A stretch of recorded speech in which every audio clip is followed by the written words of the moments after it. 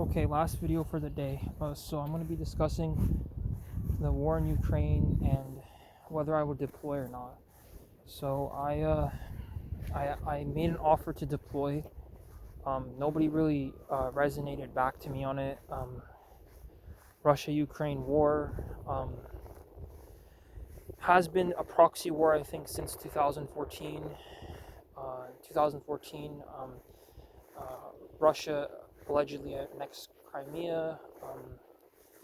And then they captured it under the guise that the people requested that they capture it and that they overturn it to Russian territory to to quote unquote what's it called quote unquote it's to liberate those people. And so yeah, I'm not here to convince anyone anything. I'm not here to convince people that I'm innocent and that I'm just this guy who didn't want to deploy. But so they deploy. Um, uh,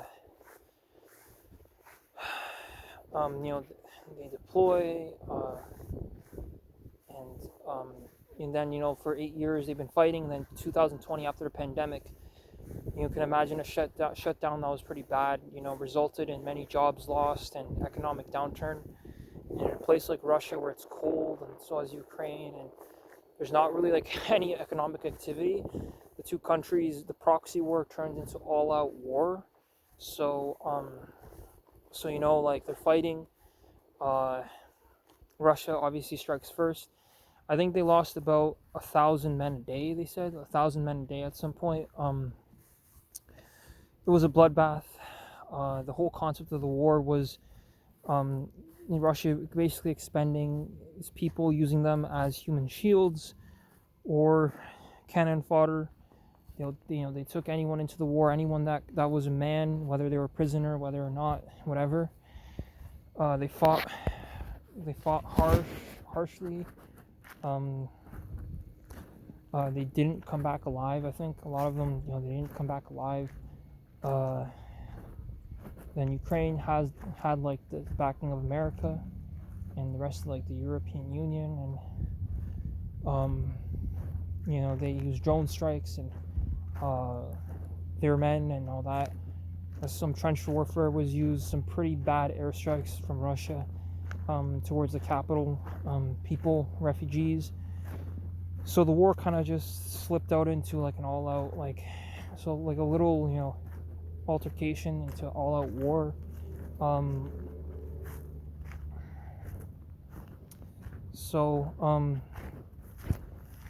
I don't know. I think this war really actually is an existential crisis thing because, the question is like, is this all that humanity is? Just building empires, creating like these personas, and then letting it, in a post-capitalist world, we call it a,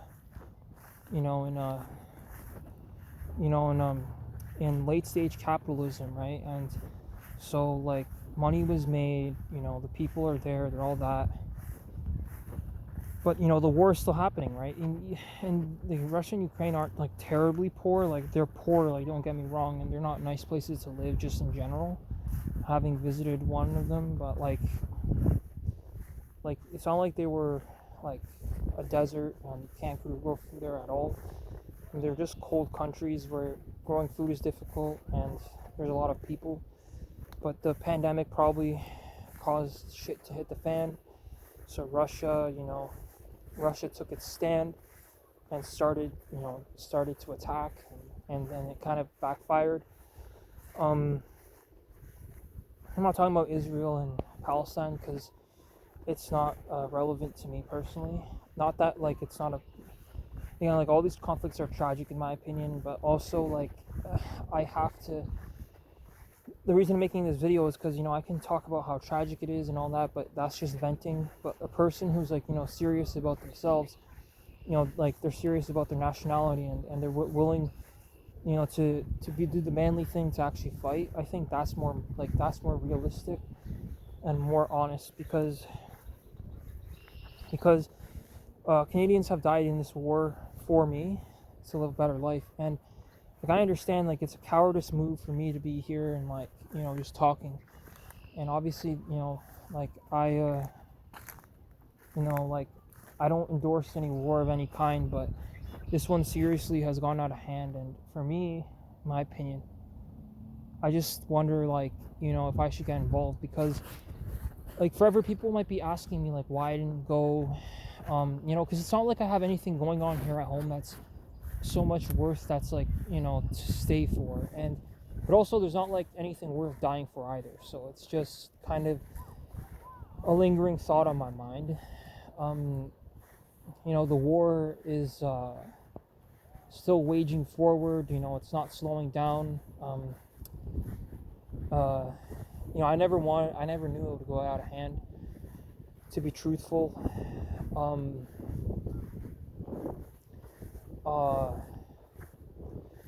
I mean, everybody claims that the war is just, America trying to get oil, neo-Nazi Ukrainians kind of just doing this thing, Russia having a power trip and trying to like exert itself, Russian imperialism, I guess, because Russia did have a moment of imperialism all the way to Alaska. So we don't know.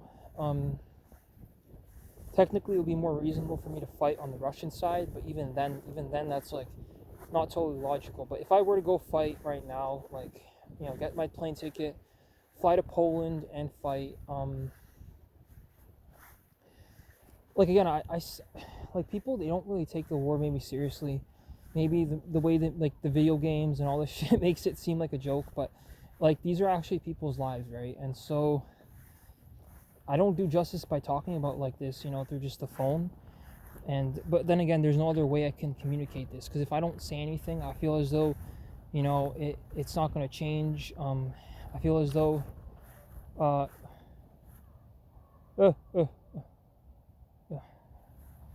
feel as though if I don't say anything about the war, it's not going to change. It's not going to. Let's see. 74%. Okay. I feel as though if I don't say anything, I'm being dishonest. So I'm just I'm saying something. Obviously it goes off any trajectory of becoming a plumber. It's like becoming a plumber has nothing really to do with all-out war on the other side of the world. I would have disarmed the nukes myself when I was in Russia. Really, like we were like we weren't anywhere near the nukes, I think, but we were in like the war museum or something.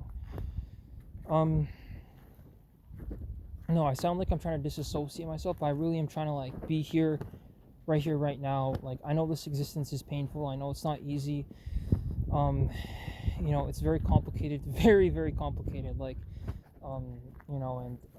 luckily I like a neurosurgeon type of complication. I would fix people's brains for a living if that was another way I could. Whether the Russia-Ukraine war could have been even started by just, by somebody blowing a whistle or by someone just, having a bad day. I don't know, right? Like, but then again, like existentially, like it's a very difficult conflict to solve. Because again, if I can't even control my own self, my own life, what good am I on the battlefield? Can I even hold like a AK-47 and fire? Will I actually go on the front line? And what is the purpose, right? Because like right now, it sounds like like I sound like I have trepidation, right? Like because people go to this war, they don't have trepidation. They just they signed up for it. They're prepared, and they don't they don't have a choice, and they feel that they don't have a choice. So,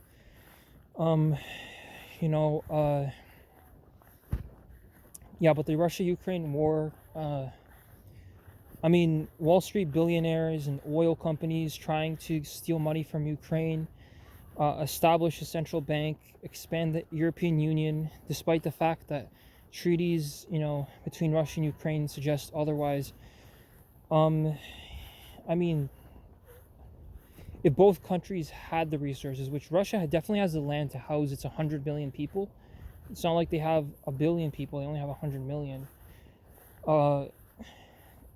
It's just, I think, a problem of maybe not the houses not being built kind of like in Canada. But again, the very crux of this video is, if these people all had everything they need, like, and more, would they be satisfied to not fight the war? Like, if a human being has everything they have, like, obviously the Buddha answers the question by saying, like, oh yeah, like the person might get depressed because their enlightenment need will prove, like that they,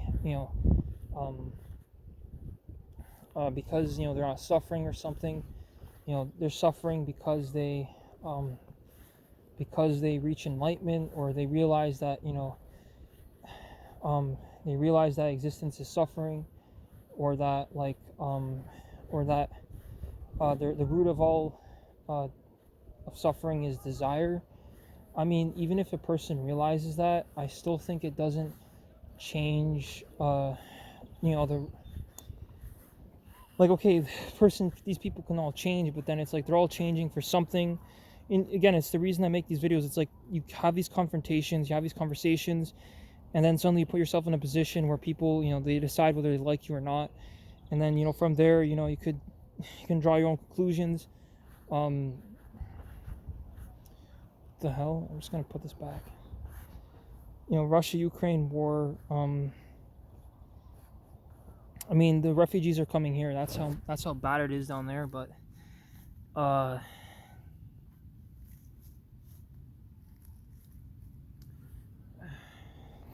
Russia-Ukraine war, it's pretty bad down there. They're fighting. There's one guy who already deployed to that war in Canada. I mean, I know all of that is just a dog whistle for conflict, as well as like TikTok, the app itself. Like, it's designed to cause conflict and problems, which is why probably I should have never even accessed the app in the first place. But I guess I had to make a statement of some kind to make sure that my parents are left alone, because like, I get it, like, myself, okay, like, like I'm the one taking the hits here for someone who's not competent enough to see the problem themselves. But maybe I need to be easier on my mom, because I would be bringing the problem upon myself. It's not her fault that I think a certain way about the war.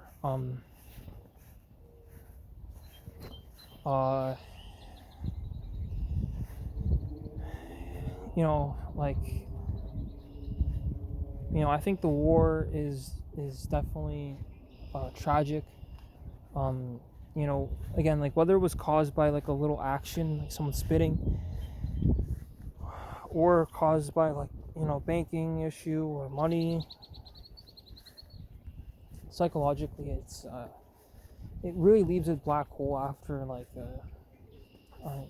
late stage capitalism, because it's like all that just to have a Russia-Ukraine war type of conflict. And you just kind of think to yourself, like, is this what humanity was always destined for? Just to endlessly fight in wars, endlessly trying to prove ourselves who's better. I'm not even talking like on a masculine level. Like, I mean, because the thing is, we all know this, but the war still happened anyway. The war still went on forward anyway, and I don't think Canada has a military at all to fight in such a war, to be honest. I mean, I heard the war was entering some conclusionary stage. I'm personally not in like a great mental state to fight in a war, but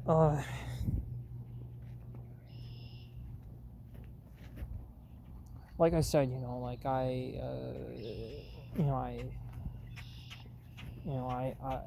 I'm still shocked at the war. I still think it's I don't know, like, but I'm just asking myself, like, would I fight in it just like just cause, not just like I could it's this choice that I can make, and that's why like I think about it, and that's why I think I will deploy at some point. Like, I don't have a choice. Like, I feel like I mean, the college thing is actually working out. Like, I'm pretty happy with it. I'm pretty impressed. All those years of frustration, I'm definitely getting somewhere here, but like, I don't know if I left a permanent dent on the country I live in. I mean, maybe the thing is, like, some of these things, like some of these, when I talk about people or calling someone evil or not evil, like, I sometimes wonder if the person's even real. Like, if because like some of these people could be like half people, or like they exist for a day and then they die, kind of like honestly, like the stain you leave on your bed sheet or toilet. Like, the person kind of exists, and I mean, it's the worst possible way to say it. Maybe that's like the defining feature of my existence. Like, I only see a certain level of existence, other people see another certain level of existence, all pertinent to their own, I don't know, choices or something. Like, whether you see a bunch of, like, people at night running around, throwing fireworks every night, not just one night, I'm saying every night, running around your car or something, and responding upon purely like animal biological instinct. Whether you see that, which I saw in 2018, it was very interesting. In Paris, there was like a truck driving by, and there was a bunch of per se refugees running around it. So I'm not saying, like, those are obviously like United Nations peacekeeping things, and obviously there's a reason why people might look at me and they might think, like, even in general, like, they might look at the average person, they might think, oh yeah, they're taking advantage of a crisis, they're not fighting in these wars. But then again, it's like, if nobody carries a proper standard of living in Canada, like, forward, if nobody else does it, like, I know they call it the burden of the white man, but, like, in all honesty, like, if nobody carries that standard of living forward, then maybe it would cease to exist, and that's even worse, which is the whole reason why people still, subscribe to capitalism, I guess. All these theories, though, like, they mean nothing in the grand scheme of things, because people will typically just interact, right?